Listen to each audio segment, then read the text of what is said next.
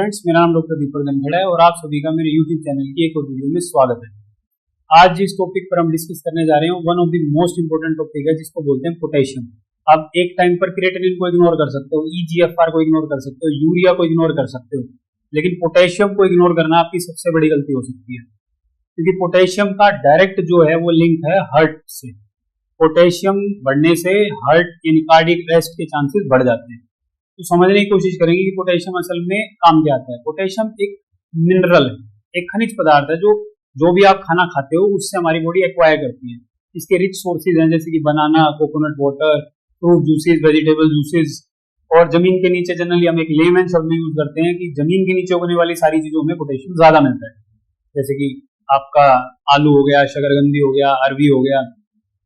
यानी ये लेमैन को समझाने के लिए तो ठीक है, लेकिन जनरली ऐसा है नहीं, लेकिन मोस्टली जमीन के नीचे उगने वाली चीजों में पोटेशियम जो है ज्यादा देखने को मिलता है। तो अब बात करते हैं पोटेशियम का काम क्या है। जो ये इतना रिस्की मैं बता रहा हूँ कि आप किसी भी वीडियो को स्किप कर दो, इस वीडियो को स्किप मत करना। पोटेशियम के मेनली 3 काम है। एक तो मसल मूवमेंट में काम है, एक नर्वस सिस्टम को रेगुलेट करना, और तीसरा और मोस्ट इंपोर्टेंट काम है आपकी हार्ट की रिदम को मेंटेन करना। यानी पर मिनट आपके दिल को कितनी बार धड़कना है उसमें बहुत इंपॉर्टेंट रोल है हमारे पोटेशियम का। तो जब आपका पोटेशियम नॉर्मल लिमिट से ऊपर चला जाता है, नॉर्मल लिमिट में समझ सकता हूँ, क्या पता आपको ना पता हो, वो मैं आगे आपको बताऊंगा, लेकिन अगर पोटेशियम आपका नॉर्मल लिमिट से ऊपर चला जाता है तो उसको बोलते हैं हम मेडिकल टर्मिनोलॉजी में हाइपरकैलेमिया। और हाइपरकैलेमिया एक लाइफ थ्रेटनिंग चीज है, यानी इसको बिल्कुल लाइटली ना लो। हो सकता है आज पोटेशियम आपका बढ़ा हो और आप लाइटली लो और आज आपका आखिरी दिन, इतना रिस्की है पोटेशियम। तो हाइपरकैलेमिया कब बोलेंगे हम?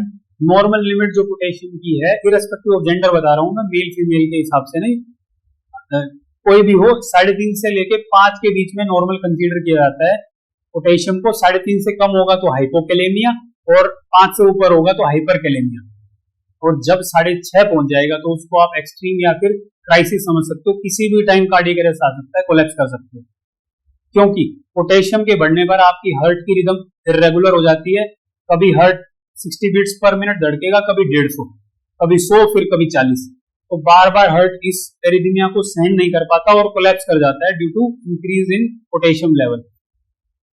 अब आप सोचोगे ये तो कभी हमने सुना ही नहीं कि पोटेशियम क्या होता है, क्योंकि जनरली आपने कभी किडनी फेलियर का पेशेंट देखा ही नहीं होता।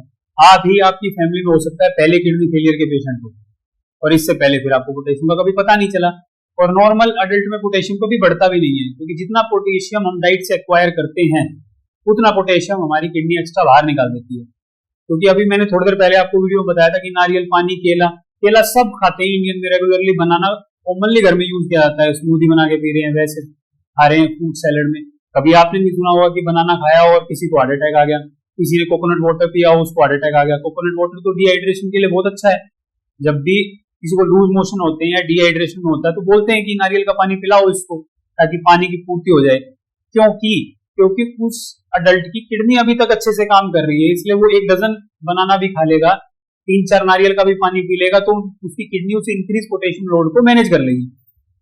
दिक्कत जब शुरू होती है जब आपकी जो किडनी की फिल्ट्रेशन कम होनी शुरू हो जाती है, यानी ईजीएफआर कम होना शुरू हो जाता है, किडनी पर मिनट कम ब्लड को साफ कर रही है और आपकी आदत जो है वो सुधारी नहीं। आप पोटेशियम को ओरली लिए जा रहे हो और निकलने का रूट है कि यूरिन। तो क्या होगा, बॉडी में पाइल अप होना शुरू हो जाएगा पोटेशियम धीरे धीरे। आपकी मांसपेशियों में दर्द होने लगेगा, कभी आपको चेस्ट पेन फील होगा, वीकनेस आने लगेगी, चक्कर आने लगेंगे, और आप सोचोगे कि कमजोरी हो गई, आप और ज्यादा खाना शुरू करोगे। जनरली यही देखा जाता है इंडियन सोसाइटी में, कमजोरी आ गई अनार का जूस पी लो, कमजोरी आ गई आप जो है बनाना शेक पी लो।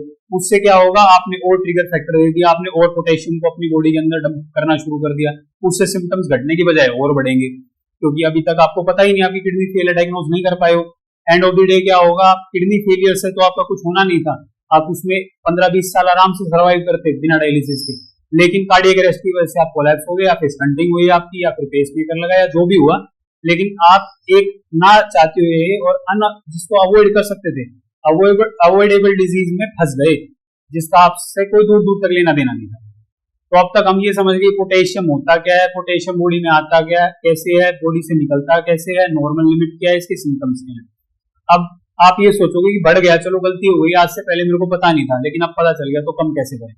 बड़ा सिंपल है। सबसे पहले जैसे हम आयुर्वेद में कहते हैं कि जड़ को हटाओ, तो इसकी जड़ क्या है? इसकी जड़ आप हो खुद, क्योंकि आप इसको एक्सेस अमाउंट में कंज्यूम कर रहे हो। तो आप इसके जितने रिसोर्स हैं पोटेशियम में, जैसे कि केला, नारियल, नारियल पानी, हरे पत्तेदार सब्जियां जैसे पालक, मेथी, बथुआ, सरसों, मूली के पत्ते, फ्रूट और वेजिटेबल जूसेस, पोटैटो, इन सबको अपने डाइट से बिल्कुल एलिमिनेट कर दो। जब रहेगा ही नहीं पोटेशियम का कोई रिसोर्स, तो पोटेशियम आएगा कैसे? चलो ये तो आप समझ गए कि पोटेशियम का आपने इंटेक बंद कर दिया, लेकिन अभी जो बॉडी के अंदर पोटेशियम उसको भी तो निकालना है। किडनी तो कॉम्प्रोमाइज्ड है, निकाल नहीं पाएगी। तो उसमें अलग अलग तरीके हो सकते हैं। डायूरेटिक्स से निकल सकता है, एलोपैथी वाले डॉक्टर साहब जनरली ऐड करते हैं डायूरेटिक्स। आयुर्वेद की हर्बल डायूरेटिक्स से निकल सकता है, फ्लैश आउट हो सकता है। लीचिंग ऑफ वेजिटेबल कर सकते हो। अब फिर एक कंफ्यूजिंग वर्ड आ गया, लीचिंग ऑफ वेजिटेबल। आपके लिए तो लीच एक ही है, जो जानवर जो आपका ब्लड सक करता है, आपके लिए तो लीच वही है।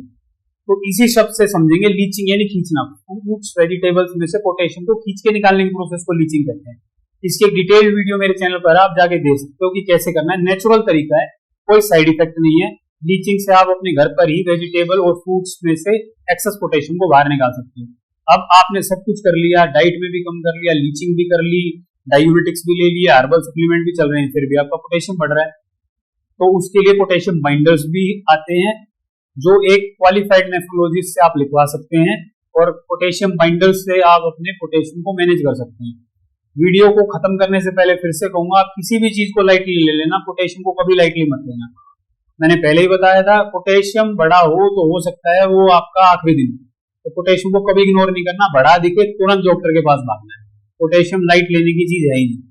तो आप सभी का इस वीडियो को देखने के लिए धन्यवाद। आप मेरे चैनल को सब्सक्राइब कर सकते हो, इस वीडियो को ज्यादा से ज्यादा शेयर कर सकते हो, और मेरे चैनल पर ऐसी इंफॉर्मेटिव वीडियोस आती रहती है। धन्यवाद।